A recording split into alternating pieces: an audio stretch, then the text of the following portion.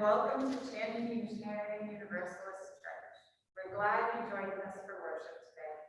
Whoever you are, whatever your theological, spiritual, political, sexual, or racial orientation or gender identity, you are welcome to worship here and become a part of this community.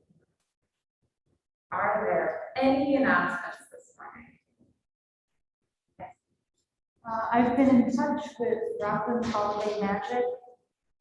For those of you not familiar, they're a nonprofit organization in Rockland that helps families get toys and clothes and gifts and things for their children if they cannot otherwise provide that themselves. Before the pandemic, we had done a collection for them of some toys and toothpaste and stuff. This year, they're asking for cash contributions because they will be giving away gift cards as part of their ongoing pandemic safety measures. So at some point, we will probably take up a collection during service, but if anybody wants to contribute in advance, just let me know and I'll get an envelope started.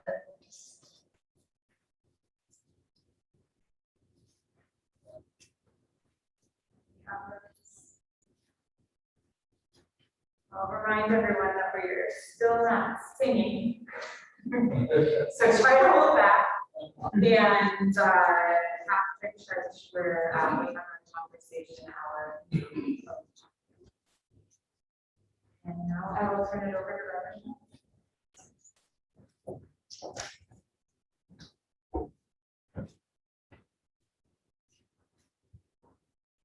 Is that okay? Can you hear me? Yes. Okay, good. I'm removing my mask just as I speak, and I think you can hear me better with that. With that.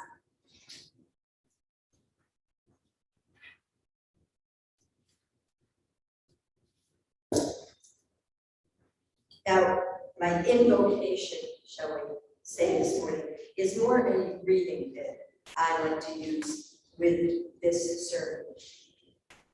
I remember many years ago when my daughter was only about 12 or 13. She's now 38. It was August, and my husband, my daughter, and I were vacationing in Maine with another family. They were staying in a cottage down in Dirt Road. My daughter and the 3 young girls in the other family, all preteen and early teens, sat mesmerized as we watched the Summer Olympics and cheered on the girls' gymnastics team. The moves that our girls practiced each week in their gymnastic classes were now being demonstrated on the screen by accomplished and determined young girls, some only a few years older than our girls. And we were all enthralled by their skill and expertise. All that is, except for a male friend named John, who's a friend of the other father of the three girls, and he'd arrived that afternoon to stay for a few days at the lake. I knew him because I used to teach with him. I'd always thought he was a pretty nice guy, and he was a good teacher. At first, his comments were just distracting and softly spoken, but soon they became derogatory and mean and demeaning toward the gymnasts. He commented on the girls' bodies and laughed nastily as he did so. We all tried to ignore John's hurtful words, whether out of fear or embarrassment. All but my husband, Stephen. Now, you don't know my husband, but he is a very quiet person. He is never one to speak up or speak out. That would be my point. I could see his jaw twitching and feel him shifting on the sofa as John continued his increasingly more vitriolic diatribe. I watched as the father of the other girls chuckled over John's comments and cringed as the temperature in the room turned icy and filled with anxiety. Just as John released yet another string of abusive remarks, my husband, my brave, quiet, and courageous husband, rose to his feet, turned to face John, and told him in no uncertain terms to shut his mouth. Not a word was spoken in the group during the next half hour. All eyes were glued to the TV and all lips were sealed. Soon my friend's family returned home to their cottage with John, and no mention was made for several years about this incident. Probably not surprising to any of you, my friend and her husband are now divorced, and the father is estranged from his daughters. They, like my daughter, have grown into strong and purposeful young women, all mothers, none gymnasts. Over the years, each of my friend's daughters have confided to me how much they love my husband and how they look to him as their father, often citing that incident so long ago when he stood up for young girls who were not able at that age and in that point in their lives to stand up for themselves. I'm proud of all of those girls, including myself, my daughter. I'm very proud of my friend who left her husband, and I'm eternally grateful for my husband's words and actions, short and, to my ear, sweet as they were. On that long ago summer night in Maine, he championed not only his daughter, but all the young girls, because with support and love, young girls do grow up to be women, and hopefully become champions for the human race. And I will say that.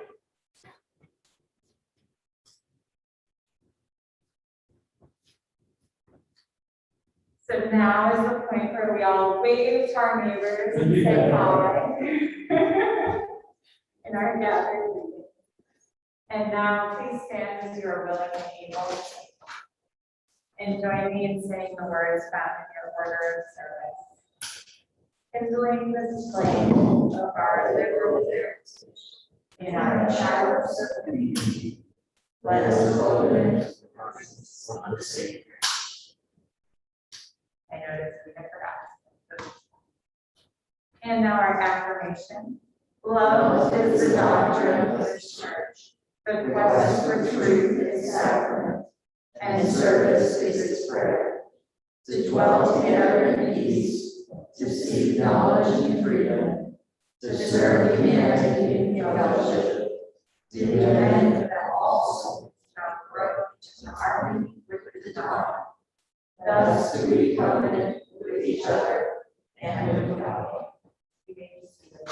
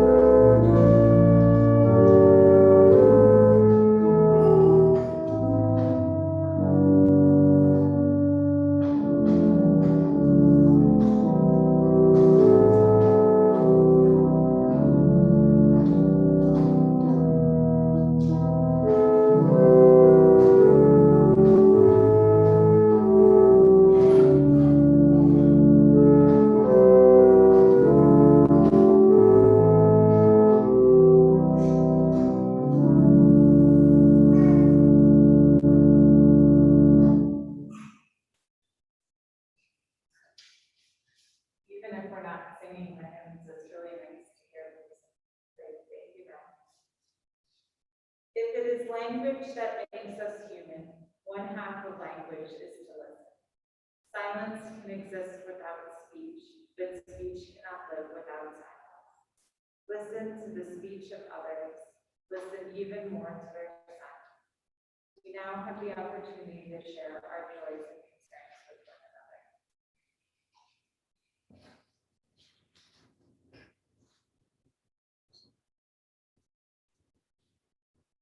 If you have a joy or concern you would like to share, please raise your hand.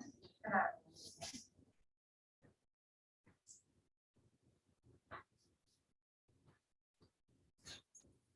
Yes. Don't let it fall back and work. Oh.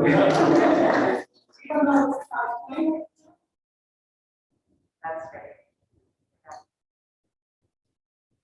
Or is that a concern, though? Double joy.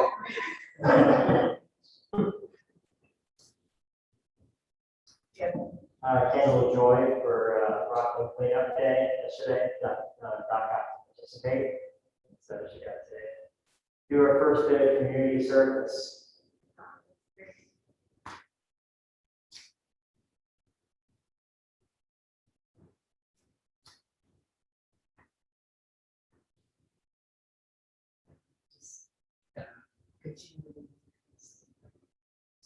Mine has been struggling with things.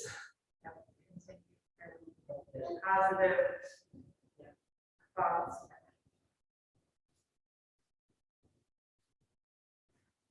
I'm going to light a candle for Susan, who can't be with us today, but she'll be back.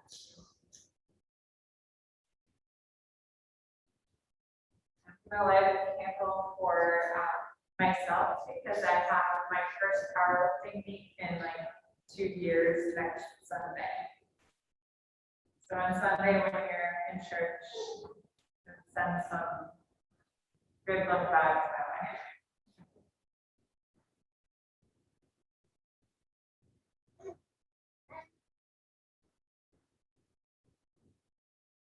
I'll light one last candle for all those joys and concerns. We will be really happy.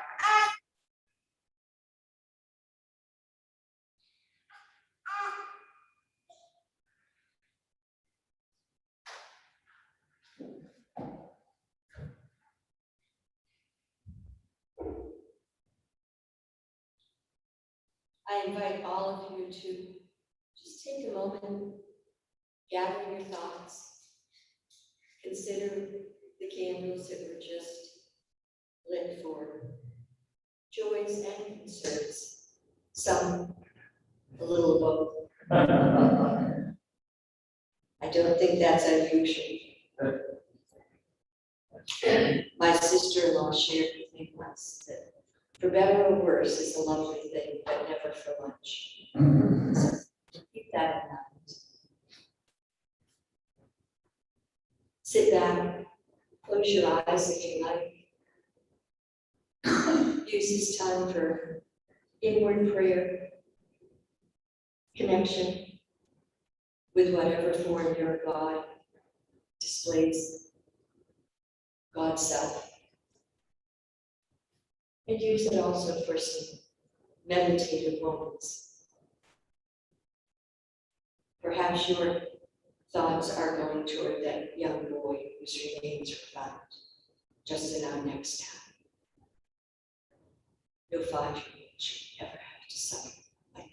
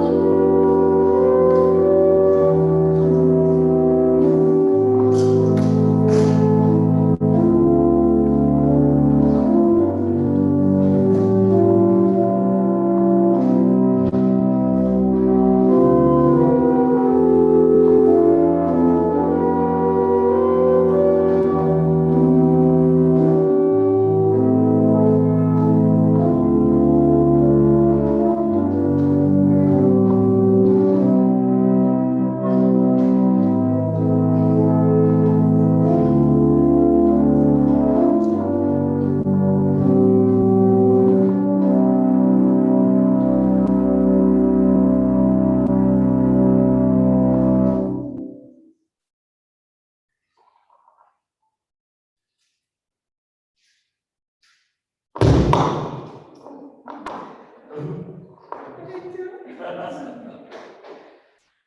purpose of church is to encourage all who gather here to grow more generous in spirit and in action. This is the great end of all the world's faith traditions, to bring the human being closer to the divine by acts of creation and compassion. We now take an offering that allows us to exercise that all-important generosity of spirit, an offering that will support the self-supporting church and its many ministries. The gifts of the congregation will be most gratefully received.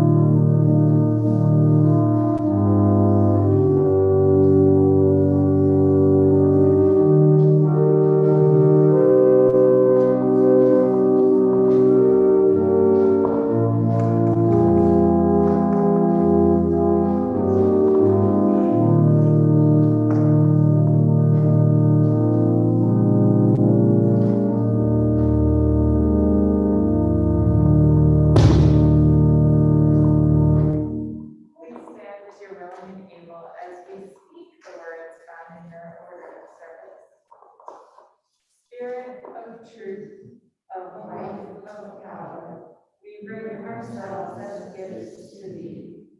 Open our hearts the sacred hour in faith and hope and charity.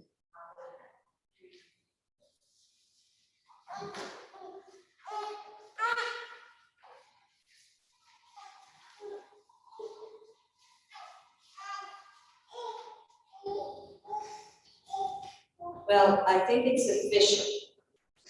This summer, I saw a sign while driving down Route 53 in Weymouth called Washington Street, probably familiar with it, near the intersection of Route 53 and Middle Street.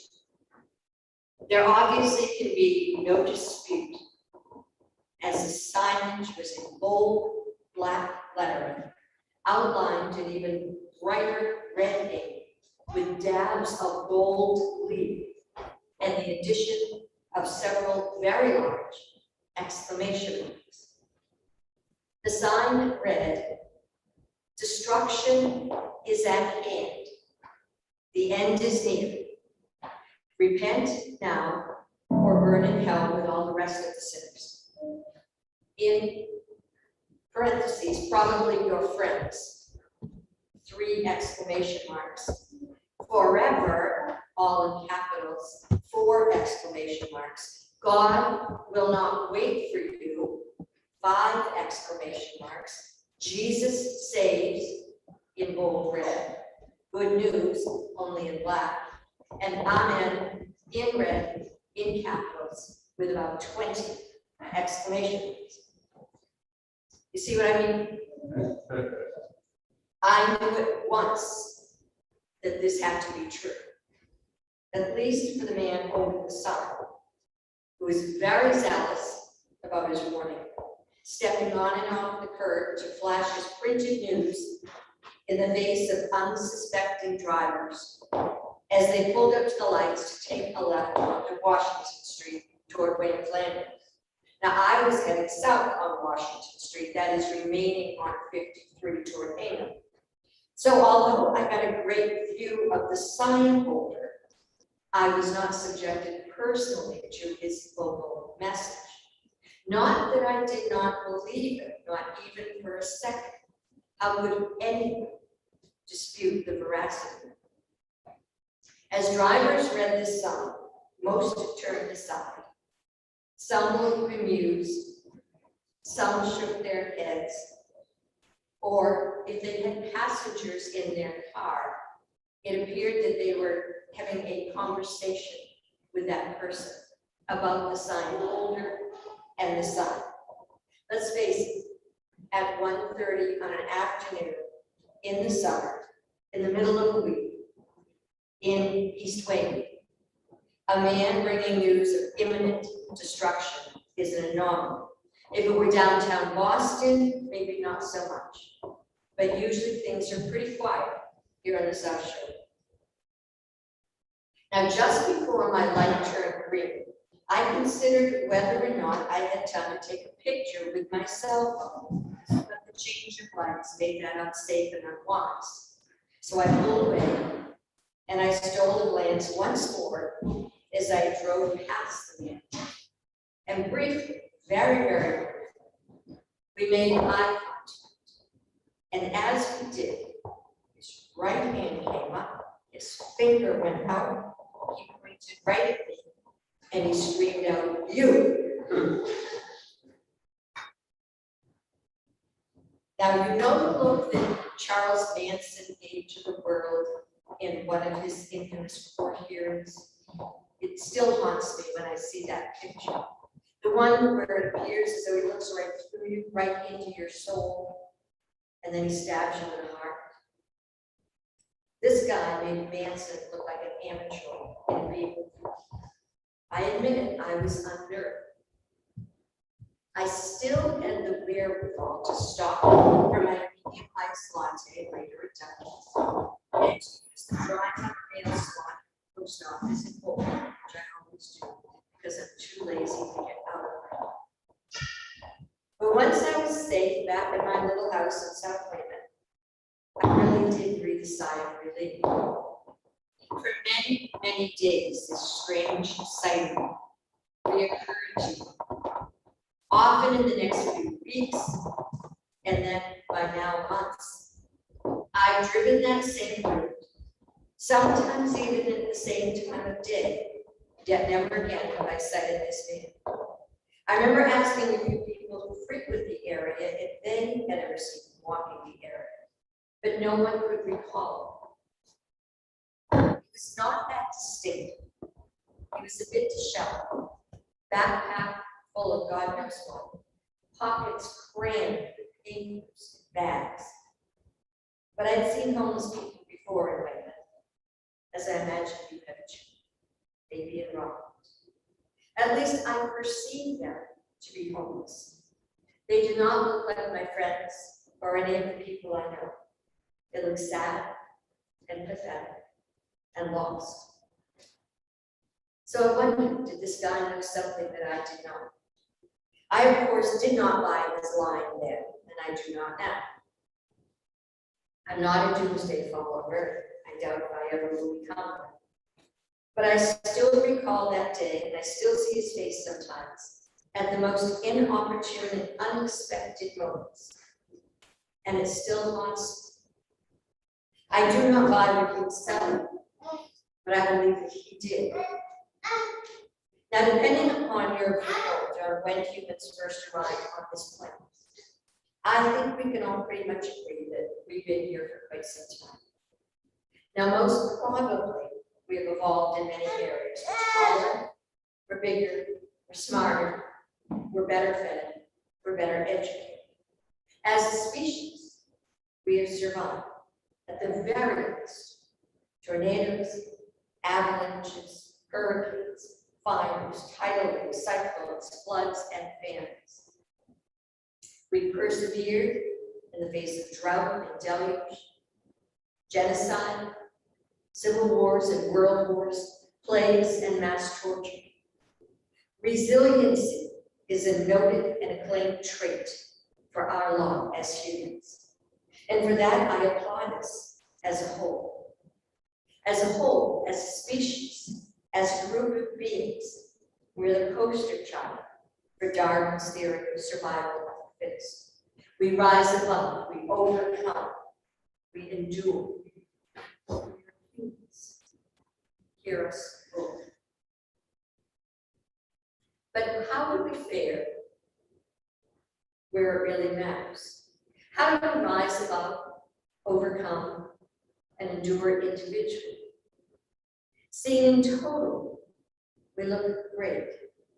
Taken one at a time, how do we step up? As human beings, we strive and even thrive in the face of disaster, mayhem, and chaos. And as people, as individuals, as lone and often lonely travelers on the paths of life, how do we do it? And how do we do it? Many months ago, I spoke of a friend of mine at my church in Weymouth who lost both of her legs below the knee to complications resulting from a severe heart attack. Her name is Diane Bailey. She told me I could speak of her this morning. Diane told us in her own words of the terror, the sadness, the disbelief that overwhelmed her and drove her to the brink of succumbing to her situation. She spoke at our church in Weymouth of her desire to give up her fight, to acquiesce to the inevitability of death. For 3 days after she learned of her fate, that she would face 2 separate surgeries, months apart, that would result in the amputation of both legs eventually. She refused food and remained curled in a fetal position, unwilling to speak or interact in any way. She wanted to die. She wanted to be done with this world, with its trials and tribulations, its cares and its woes. On the 3rd morning, she recalls that she awoke to the aroma of food, and not just any food, bacon. She said she remembered opening her eyes, realizing that not only was she not dead yet, but rather very much alive. Beaten up? Oh yeah. Broken? Yes. Bruised and battered? Definitely. But alive, and suddenly very, very hungry. Diane faced disaster. She faced a man, she faced chaos. Her world had been knocked sideways, kicked down the road, turned on its back, and then left to rot. So why didn't she die? What made her sit up in bed, reassess her situation, pull herself up by her bootstraps, an analogy not lost on her? For believe me, she still retains her sick and macabre sense of humor. And partake of that sweet and salty breakfast treat that lures all but the most staunch of vegans among us. I believe it's the ever enduring and always indomitable, proverbial human spirit. In the mid-60s, my brother-in-law, John Post, a boy about 12 at the time, remembers this. He'd been hanging from the monkey bars and swinging on a friend's swing set for hours, doing what 12-year-old boys do on a summer's day. Now, at one point, when the boys stopped hanging upside down long enough to realize that they were hungry, they both raced into the kitchen, exclaiming loudly that they were starving. Just as they announced themselves, around the corner came the other boy's father. This father, as my brother-in-law still remembers, was a big guy, a pretty quiet guy, by all accounts, a decent guy. He was also a survivor of POW camp during World War II, an experience of which he spoke nothing, usually. Hello, sir. Perhaps it was the urgency with which the kids registered their complaint. Maybe it was surprise of running into one another in the back hallway of his kitchen. Whatever the reason, the father's ire was triggered, and I guess all hell broke loose. With vehemence, the man spat out, "What do you know of hunger? What do you know about starvation and deprivation? Have you ever gone without a meal? Have you ever been thirsty and without water? Have you ever watched your fellow soldiers turn to living skeletons? No, you have not. And God willing, you never will. So don't you ever, ever let me hear you say that you were starving to death. With that, I'm told, he walked out the door and off to his afternoon shift at the Quincy shipping. The man probably forgot about his outburst, but I assure you that my brother-in-law did not. Now, my brother-in-law is in his 60s. He still recalls with great clarity not only the words that his friend's father used, but even more so the immediacy of the deliverance.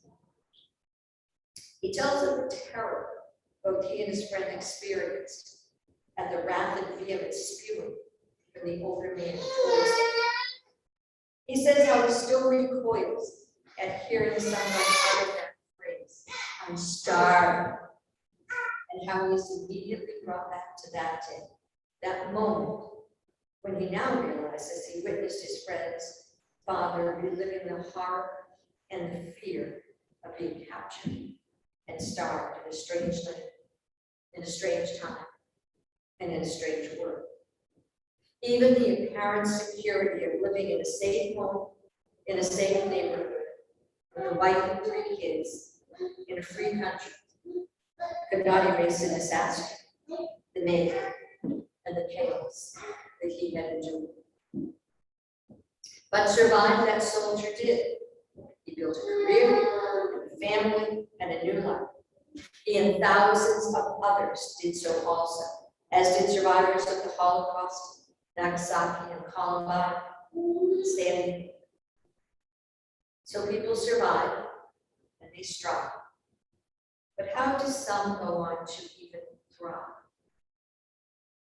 Ely Weissman, the renowned author of Night, born Eliza Weissman on September 30th, 1928 in Romania, was a writer, a professor, and a Nobel laureate. He was a son, a brother, a husband, a father, a grandfather.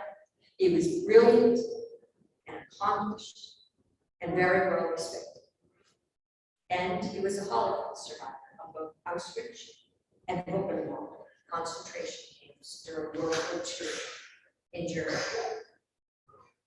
He endured starvation and cruelty and witnessed countless deaths of fellow Jews. His body became emaciated, his brain became cloudy, and his faith in God was called into question. In the concentration camps, he said, we discovered this whole universe where everyone had his place. The killer came to kill and the victims to die.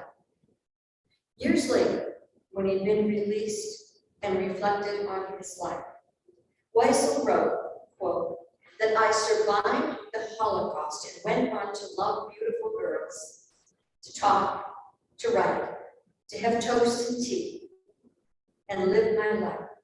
That is what is abnormal. Normalcy?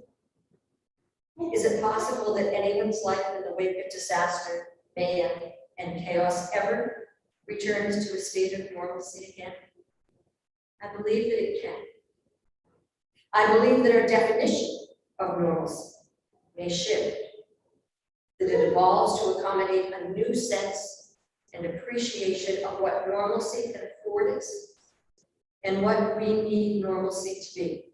But nonetheless, I have seen that human beings can reach a semblance of that again in their lives.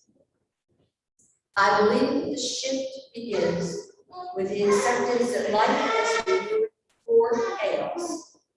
And this can be defined as any crisis situation that's befallen a person, be it a single death of a loved one or the death of thousands, as happened to Eli Weissel, is over. What was normal, what served as normalcy for us, is done. For my friend Diane, her BC, before chaos moment, came when she finally realized that she would no longer have real flesh and bone limbs. For my brother-in-law's childhood friend's father is BC, before chaos. Acknowledgement hit him when he found himself literally starving to death in a POW camp. For Eli Weissel, his BC reality check came when his life continued, while so many others lost theirs. As Weissel once said, when a person doesn't have gratitude, something is missing in his or her humanity. A person can almost be defined by his or her attitude toward gratitude. When Weissel survived, he began to live again, never forgetting what had happened, but forever grateful for the chance to live fully again. All of those people still grieve, but they will themselves to be glad that they are alive, that they have the opportunity to engage with the human race once again. They are grateful. While searching for something different to watch a few weeks ago on TV, my husband and I came across a film called Alone in Berlin. It was a recent release set in Nazi Berlin during World War II, and it starred Emma Thompson, an actor that I adore, and Brendan Gleeson, one I know less. It was a dark film with little dialogue in which, during the first 15 minutes or so, a middle-aged couple, Otto and Anna Wangel, learned that their son, an only child, had been killed in the war. Now, at first, the couple's reaction to their son's death was what we might construe as typically German, stoic and steeled. Yet soon the husband began a postcard writing campaign in which he stealthily penned anti-Nazi and anti-Hitler slogans for any unsuspecting Berliner to find. As the public began to see the postcards and turn them into the police, governmental ire escalated, resulting in an all-out search for the perpetrator. Eventually, the couple was caught, tried, and slaughtered. Now, as I said, this was a dark film based on real life, almost a film noir motif, yet not entirely. For as the husband became emboldened and more determined to spur his fellow Berliners to resist the propaganda that was alive and well in Nazi Germany at that time, his wife too joined in the campaign. And as they began to work together, to work toward a goal, to right the wrongs that they were witnessing, to try to save other couples' sons from the destruction of Nazism, they began to experience a sense of freedom and purpose. What had been very ordinary and mundane lives suddenly became filled with clandestine acts and furtive maneuvers. When caught, instead of being despondent about their fate, they were actually elated that their lives suddenly had meaning again. Their lives were not the normalcy of before, yet a new normalcy had arisen out of the pit into which their souls had fallen. Now, I'm sure that you, like I, have been affected by the news reports of Dr. Larry Nassar, the gymnastics team physician, who molested hundreds of young girls while they trained for their needs. His actions, of course, were disgusting and depraved, and the havoc he has wreaked on these women is also bad. Yet I am mesmerized each time that I see their faces, each time that I listen to their emotional, yet increasingly emphatic rebukes of Nassar. Those vulnerable and naive young girls have transformed themselves against all odds and with increasing boldness into poised and empowered women. Hurt? Definitely. Sad? Most definitely. Broken? Absolutely, definitely not. They have found a way through the solidarity of sisterhood and the encouragement of family, friends, and a very feisty and female judge, if you remember her, to embrace their pain, their sadness, their brokenness, and to rise above. I encourage all of us to look into the faces of those strong and beautiful young women and to applaud their courage and take strength from their actions, to rise above our pain and victimhood, to find and champion our humanity, our human spirit. Amen.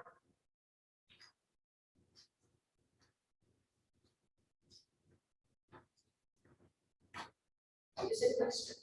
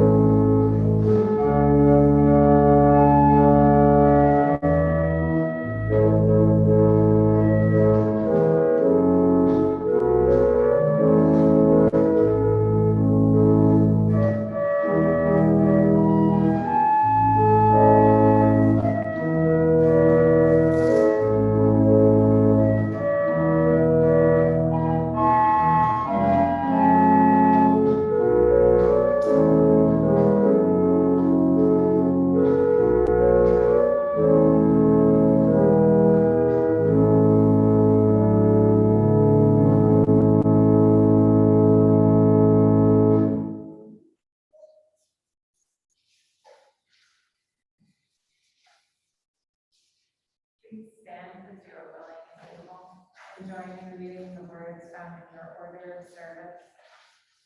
We extinguish this flame, but not the light of truth, or the warmth of community, or the fire of commitment. These we carry in our hearts until we are together again. Please be seated. As we prepare to leave this sacred and holy space, I hope that you approach the next week in your lives as one who is filled with gratitude, joy, peace, kindness, humor, and love. Amen.